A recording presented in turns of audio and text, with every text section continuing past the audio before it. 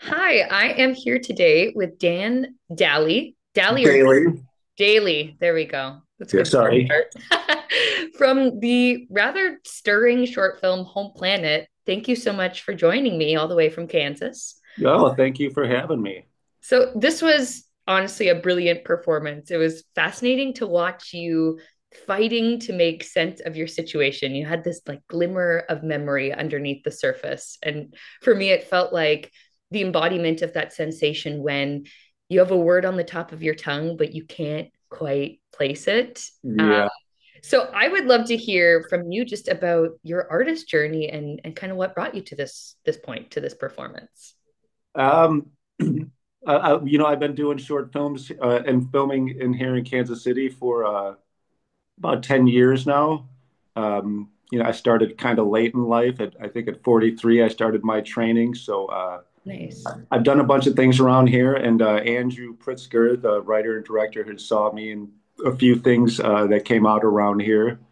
uh, Asked me to do it, and of course, I read the script, and I loved it. I was kind of scared because there was so little words in it at first. I didn't. Yeah. You don't want to overact that, and you don't certainly want to just kind of blend into the scenery there. So it was definitely. Yeah, it was kind of a challenging role for sure. Yeah, it's a lot of heavy lifting because it kind of hinges on you as this. Well, we're kind of plopped in this idea that you could be an extraterrestrial, and then so much more unveils from that. In terms of this character, I mean, I shouldn't assume, but I feel like you personally haven't died and come back to life after being kept on ice for dozens of years. So, No, how do sometimes I feel you do like this it. character? Pardon? How do you tap into a character like this? I I mean, I think we can all be kind of relate to being confused and not know what's going on in Mhm. situations. Some of us feel like that more than others, all the time. Yeah. So, a lot of it's just imagination. Just imagine. I mean, I do have a daughter, so I Mm. can relate to that, and put her up in my head for that. I was in the Marine Corps. I didn't see any Mm. battle or anything like that, so I can't relate to that. But there's things you could at least put in back of your head that will build that character, whether or not it comes out or not. It's good to have some of those things, and a lot of it was just the what if question. What if this happened to me? What if I couldn't remember a damn thing and it hurt to remember? What if I had no clue where I was going, but I kind of did. Uh-huh. I mean, I could think of all these things, and I probably daydream about these things all the time. So uh, yeah, but it certainly was a challenge when I saw that there wasn't many words for me, not many lines. So it was kind of scary to think that could I do this or not? I think I always feel that way about a project anyway. You feel some pressure, people putting their faith and their money in you and stuff like Yeah. that. So you want to make sure you do it. So a lot of that kind of added to that, that kind of uncertainty and that, that yeah, it was and it was cold. That was the only there were some cold days in the filming, but that was about the only this truly difficult part about that. Yeah. Yeah, the actual physical aspect of it, of being like, okay, let's stay present and accept all of that. Like I really like how you said the uncertainty of even diving into the role and taking those emotions from your actual life and saying, I have to accept that that's how I'm feeling. So let's channel it into the story. I think Yeah, and sometimes for a role, especially like this, that kind of thought worked out well. I think, yeah, I saw the finished project. I thought it turned out pretty good. I looked kind of confused and lost, but yeah, yeah. it was deeply believable. So congrats on finding a process that really worked for you. Yeah. I mean, I I've, honestly I've couldn't trained. imagine too many people in this role. You were, as soon as I saw you on screen, I was like, that's perfect. Oh, that's So, awesome. yeah. I'm glad. Yeah, thank you. I appreciate hearing that. I figured I was already going somewhere and I've already lost it. So I'll just, Yeah. Um, I think also getting a script and being daunted is a good sign that you're meeting a challenge that you need to meet. So I think that's lovely when you are offered a project that scares you a little bit. How did this project come into your life? Uh, I hadn't worked with Andrew yet, but I think he had seen. There's two films in Kansas City here that I think did okay as far as the filmmaking community here goes. I think he saw Epiphany at the Honky Tonk Chateau was a film I did with Nick Woods years ago, Oh, and then a film called Vi with Joe Pekin. And I think he saw that, and he said he saw something in that film that he kind of after he wrote it, or maybe halfway through writing, he kind of had my face in mind when he was doing it, which cool. is, and that's another thing that adds that pressure, uh, when I get a script, I mean, first of all, you get so excited. You can't believe someone's even asking you to be this role. Mhm. And then it just kind of goes in and out of me loving it every time I read it and then being in, oh my God, am I going to be able to do this? The Or, full roller coaster. yeah, it's all the time. Almost, I mean, I almost think that way right up until there's like a moment right before a director calls action, and there's like that breath like right before you get action. That's like it feels like I'm not feeling like the anxiety or the Yeah. nervousness or any of those other things. I'm there in that character. Yeah. Yeah. You let it wash away and know that you've done the work and carry. Yeah. Yeah, Yeah. that's You got to lovely. believe in it. And that's also nice to hear that you have such a nice filmmaking community in Kansas City. And sometimes you do these projects and you have no idea where they're going to go or what the life is going to be. So No. it's neat that that has transitioned into another role for you and you being kind of a muse for the role as well. That's pretty wonderful. Yeah. Yeah. That felt good. I think, yeah, it worked out. I don't know why he saw my face in it. I can see why. Well, I don't, I'm always, my face has been killed, I think 14 or 15 times in some of the films that I've done here.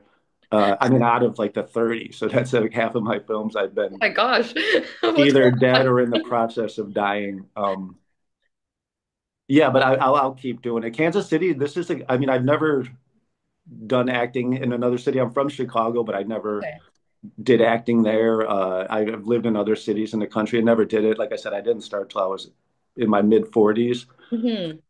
But this is such a great little town, and I still call it a town. I know it's a city, but compared to Chicago, it's still a town.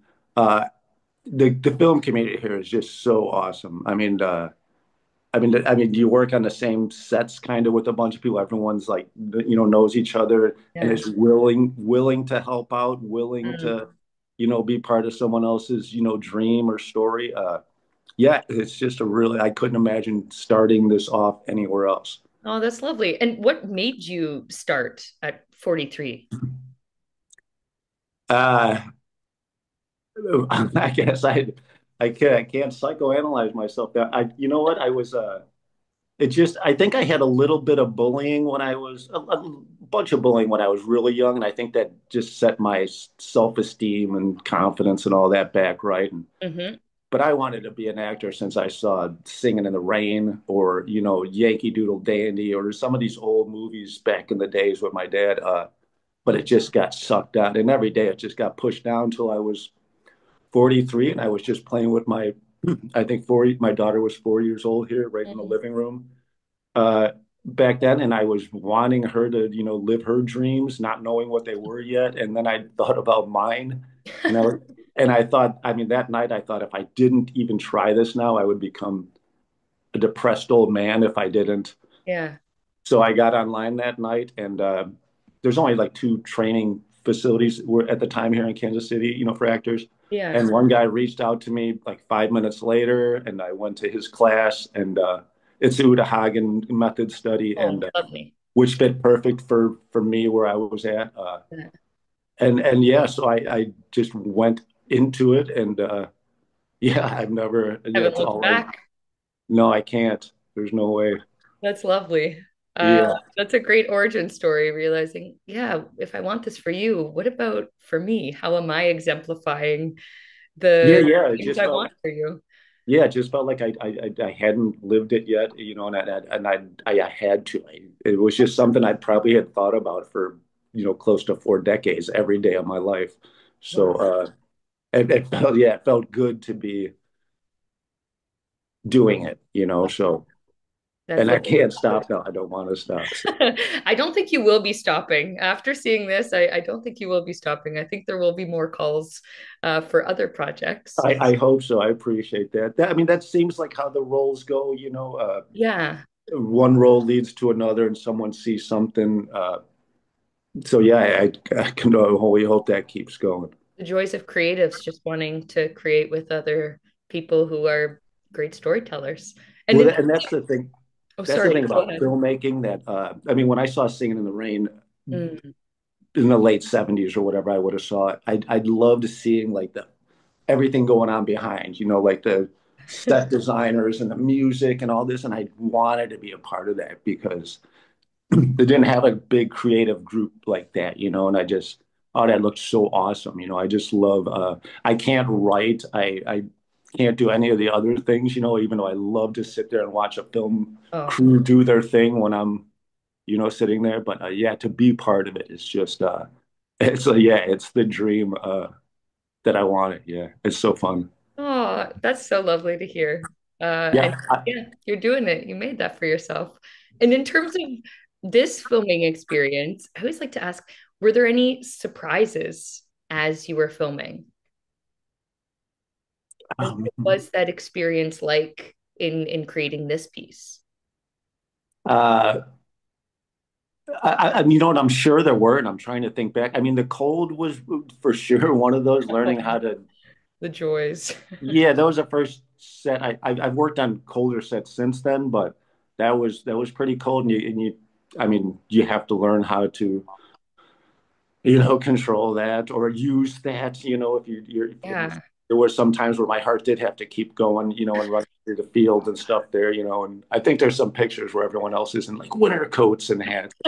And you're in your sleeveless shirt. Yeah, well, and then I think it was like that little doctor's robe or something like that. Even, Oh, um, yeah, yeah. I definitely, if I have to do another exterior shot, I'll be better prepared for the cold somehow. I don't know how, but it was definitely a challenge to do it with, like I said, with just the body, with just physicalities, and which is something I hadn't had to do yet. Just rely on that was mm. it was kind of a good experience. I needed to do that to move on to just rely on, holy cow, this, I just have to, can't rely on the words. I just have to rely on who I am right now and what I'm going through. So And the story behind your eyes told it all. So that's, good, good. yeah. Thank you. Well, and Andrew, I mean, I love the script. The script felt kind of like X-Files almost for me Yeah. to start out with. I don't think it ended X-Files, but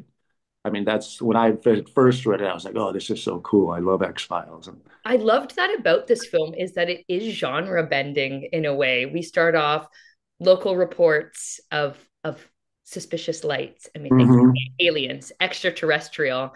And it's a really brilliant film in that it shifts that right near the end and it becomes the most human film of this drive to find our way back home, this drive to connect and weave our story and our memory back. So, in terms of, I was wondering about those final scenes. You're a character who almost is like an alien because you don't have these memories. Mhm. There is that drive in you, and you want to connect, but you can't fully connect with these people who are welcoming you with open arms. So, that final scene, what was the experience like filming that? That was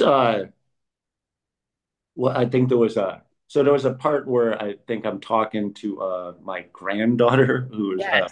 Michelle Doherty, the redhead out, and the doctor first in the street before we go to the house. Yeah. Uh, that's when yeah, that's definitely when it started to change there. I think that's when people are like, holy cow. I mean, it was hot. The sun was just, I couldn't even open my eyes because the sun was just glaring in my eyes. But when the part where we get up and I meet my daughter on the porch, right before we filmed that scene, they were setting up, and I went hung out on the porch with Dawn Linneman, who played my older daughter, and we had a discussion there, which is between us, but Hmm. It just, I mean, I couldn't help just our conversation of, it was the first time we kind of, I mean, we said hello and hung out a little bit, but Yeah. the conversation we had right before that, I mean, it was all her because I was just kind of already heartbroken as soon as I was walking up to her. Yeah, if you can find a device or a conversation to get you into some of those Yeah. times, yeah, I was worried whether or not I'd be able to play the emotion of that, the day before that, like, oh my God, am I gonna? You wonder if you're supposed to cry, if you're supposed to tear up, but if you can find, some way, and we found a good, like I said, a discussion, a story, and yeah, well, yeah, Yeah. I'll still Just never. drop you right in when you connect, yeah, with the human right in front of you. And that's the joy when you have other actors who are open and willing to go there with Oh, it's so great. It feels so good. Even though it's so sorrowful, it feels so good you. to do Yeah. it. And then when we did that scene, especially the first take, I think we might have done three takes of that, if the most. I mean, as an actor, you could feel when the audience or your crew is just like, and everyone, there was kind of silence after, especially after our first take. It felt like, I'd done some theater, and you could tell when a theater's the audience is into it or they're, not. Yeah. They're shifting, they're checking their phones. Yeah, yeah. The crew and everyone on set there was, yeah, it felt really good to do it. Yeah. Mhm. I've got goosebumps thinking of those moments. Those are the moments you you work for and you hope you get there. You hope it. So yeah, and Andrew and the editor. Yeah, so it all looked good Oh, that's lovely. from. Now, when you when you finally saw the film, what was your reaction? I just the first shots, and like you were talking about you're just seeing like this Missouri terrain, and you're hearing like the things come out, and you're seeing like the lights. I was hooked right away. I mean, that's Mm. all kind of like, where are we? You know what I mean? Yeah. The sound of it. I loved hearing, the reports of the UFO and the lights. Um, and then being that when as soon as I saw me in the cornfield with, Mhm. the drone of the lights over me, yeah, I was like, holy cow, this is really cool. This feels good to be part of this. That huge sigh of relief when you say, okay, what I dedicated my time and efforts to is worth it. Phew. That was great. Yeah, yeah, and it's not like, even if you're in other productions, I'm always happy and stoked to see what filmmaker did with everything, at the end of the day. But yeah, this was cool with those some of those shots with the and our cinematographer Lucas Cohen is Mm. it got to be the best, most talented in Kansas City, and if not, he should be. Yeah, his cinematography is unreal. I think. Yeah, it was really stunning. And I loved how he used the environment. It felt almost like another character in the piece, too. It Yeah, was really, yeah, very immersive. I felt like I yeah, was a local there and they're with you on the ground. So it was, yeah. It felt so good. And Andrew and Jennifer Katie, they know that little town outside of Kansas City here. I think Jennifer was brought up there. She's one of the producers on the show, and so I mean, the whole town was there for us. We screened it for them first. Afterwards, uh, yeah, it's such a cool little town to do it all in, and we got to do it, all relatively close for. yeah. Yeah, yeah. So that all helped, and yeah, so you got a great cinematographer, a great story, uh, yeah, a good cast. It was so fun. Yeah, it seemed like it all really came together in a pretty serendipitous way. Yeah, yeah, yeah. For what we did, yeah, I think Andrew, I think he had to achieve, what he went out to, do. Hmm. Now, in terms of your future creative projects, is there anything on the horizon, or is there anything that you'd like to do next? If I could be working, I'm a house painter right now during the day. Amazing. So if I could act every day, yeah, that would be the dream. Right now, nothing's on the horizon. I definitely have a bunch of things that I had done last year and the year Mm. before that are going to be coming out. There's probably going to be, like a good over a handful of things that'll probably all come out hopefully at the end of this year or something like Amazing. that. But yeah, and that's usually how it works. I seem to get a lot of films like within a month's notice sometimes. Yeah. And it doesn't seem like it. Yeah, so I'm not worried about it. But as an actor, sometimes you're like, how come I'm not being invited to anything? It How do you feels deal with that feeling? Like, how do you deal with that period in between where it's the twiddling of the thumbs of, is there going to be something next? right, and you already don't have the greatest confidence, so you're like, oh shoot, did it? Now I'm not getting anything. Uh, you know what? I've gone, 44 years of my life without acting, so I could usually kind of wait a couple more months to That's a good perspective in terms right. of the I'm long game. pretty, yeah, I'm pretty patient.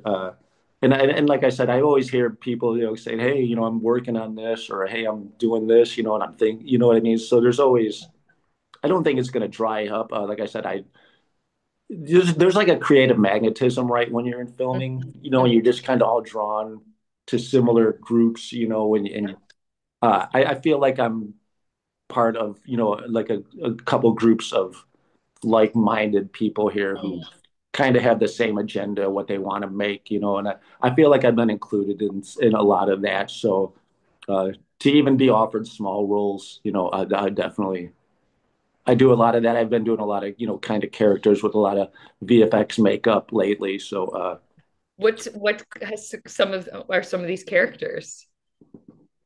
but without telling anything, I know there's Yeah, one character where I'm like this sewer guy in the sewer with like melted eyes. Uh, incredible.